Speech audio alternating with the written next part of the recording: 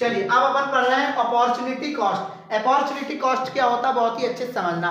आपके पास इसको कहेंगे अवसर लागत, अपॉर्चुनिटी कॉस्ट। अब अपॉर्चुनिटी कॉस्ट क्या होती है बहुत ही अच्छे से समझिएगा आप लोग, ठीक है। अपॉर्चुनिटी कॉस्ट क्या होती है, बहुत आसान है, इसे कहते हैं अवसर लागत। क्या बोलेंगे, एक वस्तु का उत्पादन बढ़ाने के लिए जब दूसरी वस्तु का त्याग किया जाता है तो इसे ही अवसर लागत कहते हैं, अपॉर्चुनिटी कॉस्ट। आज तुम लोगों ने रंगीन टीवी देख रहे हो, ब्लैक एंड व्हाइट टीवी का त्याग करना पड़ा, तब तो तुम रंगीन टीवी देख रहे हो। हाँ सर।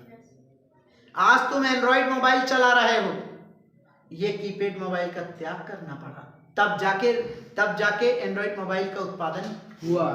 एक वस्तु के उत्पादन को बढ़ाने के लिए दूसरी वस्तु का तुम्हें त्याग करना पड़ेगा, उसे कहते हैं अवसर लागत। अरे करना ही पड़ेगा।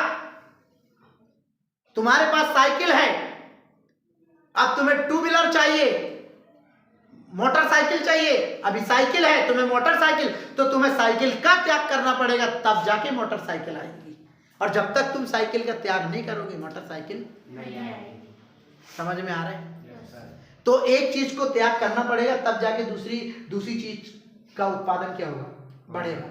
और जब लोगों को मालूम है कि लोग ब्लैक एंड व्हाइट टीवी पसंद कर रहे तो रंगीन काय को बनाते, तो लोगों को मालूम हो गया अरे यार ब्लैक एंड व्हाइट टीवी का लोग त्याग कर रहे हैं तो क्या बनाओ रे, अपडेट हो जाओ, रंगीन टीवी बनाओ। अब कोंटे वाली टीवी को लोग पसंद नहीं कर रहे हैं, उसको सैक्रिफाइस कर दिए उसको, अब क्या चला रहे हैं, दीवार वाली टीवी। ये दीवार वाली ऐसी फ्लैट वाली क्या चला रहे हैं, टीवी। अब आने वाले समय में कौन सी टीवी आएगी मुझे समझ में नहीं आ रहा है।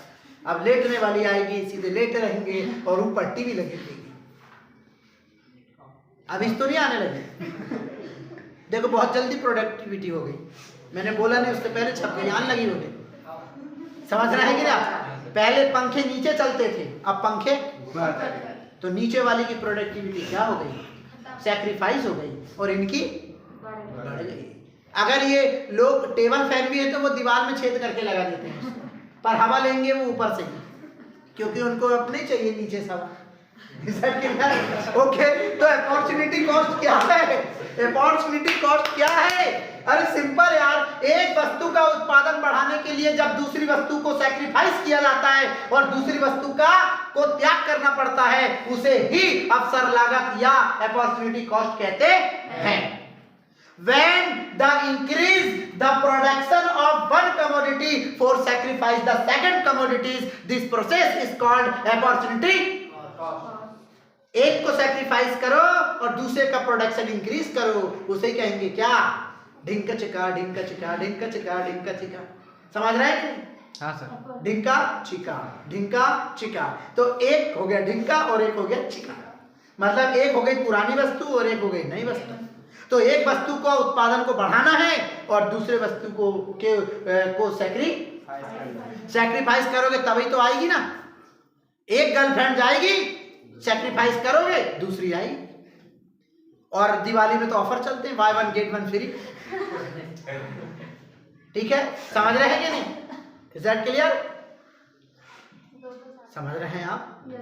तो ऐसा है यूज एंड थ्रो। आजकल तो अमेज़न में ऐसा होने लगा है, सामान लाओ, यूज करो और प्रेस करके पैक करो, वापस कर दो, ये पसंद नहीं आता वापस कर दो, फिर दूसरा लाओ, फिर पहनो, फिर वापस कर दो। ये कितनी अच्छी सुविधा है, पर ऐसा रियल लाइफ में नहीं हो पाएगा। ओके,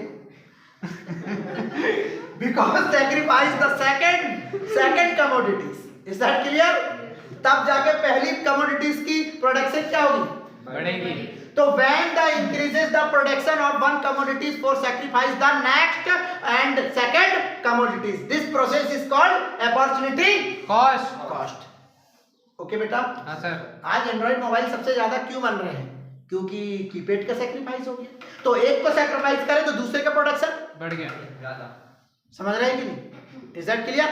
तो उसी को कहेंगे अपॉर्चुनिटी कॉस्ट। अब बताइए अपॉर्चुनिटी कॉस्ट समझ में आई कि नहीं? भाई हाईलाइटेड क्वेश्चन है, ज्यादा बिल्कुल अच्छे से समझना है यार भाई, हाईलाइटेड क्वेश्चन है, ये एग्जाम में आएंगे। तो अपॉर्चुनिटी समझ, आप ये समझ गए? अब अगला चलते हैं अपॉर्चुनिटी के इंपोर्टेंस।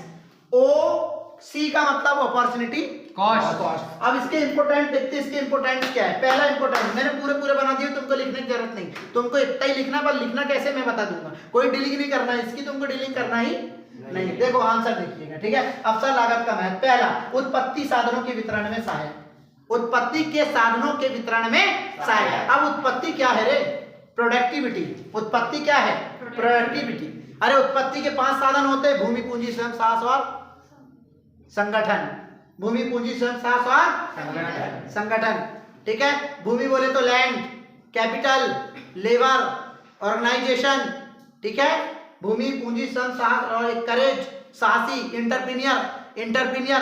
तो ये होते हैं 5 लोग, किसके? प्रोडक्टिविटी के। आपने 11वीं में पढ़ के आए होंगे और अभी भी है, मैंने कुछ लोगों को पढ़ाया होगा, ठीक है। प्रोडक्टिविटी के 5 चीजें होती हैं, भूमि, पूंजी, श्रम, साहस और संगठन। उनके वितरण में, उनका वितरण होता है, उनका क्या होता है? वितरण। तो उत्पत्ति के साधनों के वितरण में सहायक होती कौन सी? अपॉर्चुनिटी कॉस्ट, ठीक है। जो 5 साधन होते हैं, भूमि, पूंजी, श्रम, साहस, संगठन, उनका जब बंटवारा होता है, उनका जब क्या होता है? बंटवारा, तो उस समय क्या आती है? अवसर लागत, अपॉर्चुनिटी कॉस्ट। तो इसका सबसे बड़ा लाभ यह है, उत्पत्ति के साधनों के वितरण में सहायक होती है, नंबर 1। नंबर 2, लागत में परिवर्तन की व्याख्या करती है।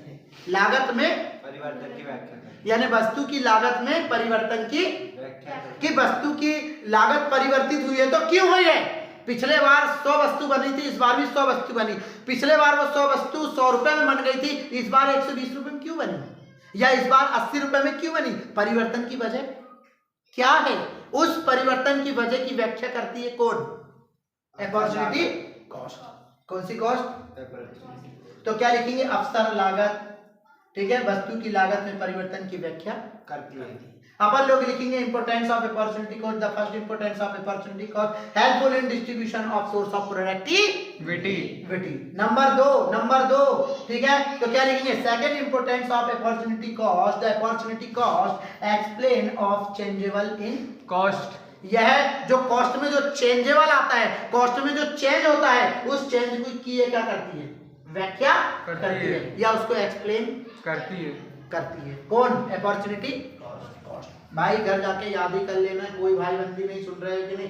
कोई भाई बंदी नहीं, कोई देवांश नहीं, कोई संस्कार नहीं, कोई नासिर नहीं, किसी से कोई मतलब नहीं, किसी से कोई मतलब नहीं। अब टाइम नहीं दिए तो कब टाइम दोगे? सही में रियली बता रहा हूँ, 57 दिन से ज्यादा नहीं बचे यार। आप मेरी बात मान नहीं रहे हैं और आप अभी भी, आपको मजाक सूझ रही है, मालूम, अभी भी मजाक सूझ रही है आपको। मैं कल उधेड़ दूंगा, इतना याद रखना। अगर नहीं मिलेगा मेरे को फेयर कॉपी में सही, और जिसने भी पुरानी कॉपी मेरे को दिखाया तो वहीं फाड़ के फेंक दूंगा कॉपी, और सड़ाऊंगा उसको। क्योंकि नई कॉपी होना चाहिए, पहले पन्ने में होना चाहिए, बाकी पन्ने कोरे, आजू बाजू में कुछ लिखे नहीं होने चाहिए। अगर तुम्हारे पास कॉपी नहीं है तो मेरे से लो, मैं कॉपी दे रहा हूँ आपको, एक कॉपी दे रहा हूँ मैं अभी आपको, और बढ़िया राइटिंग से सुंदर हरे पीले नीले काले पेन से घर में बैठ के बिल्कुल बनाना। मैं बता रहा हूँ सिर्फ 2 घंटे लगेंगे, पूरे आंसर क्या हो जाएंगे। क्यों? क्योंकि 2 ही नंबर का तो चैप्टर है और 2 नंबर के भी कर। समझ रहे हैं कि नहीं? अब अगले चलिए अवसर लागत की आलोचनाएं चलते हैं, इसकी क्रिटिसिज्म चलते हैं, इसकी सीमाएं चलते हैं, डिमेरिट्स चलते हैं। इसकी क्या डिमेरिट्स है? सबसे पहले मैंने पूरी लिख दिया हूं। अवसर लागत की सबसे बड़ी आलोचना या सबसे बड़ी सीमा यह है कि यह विशिष्ट साधनों पर लागू नहीं होती है।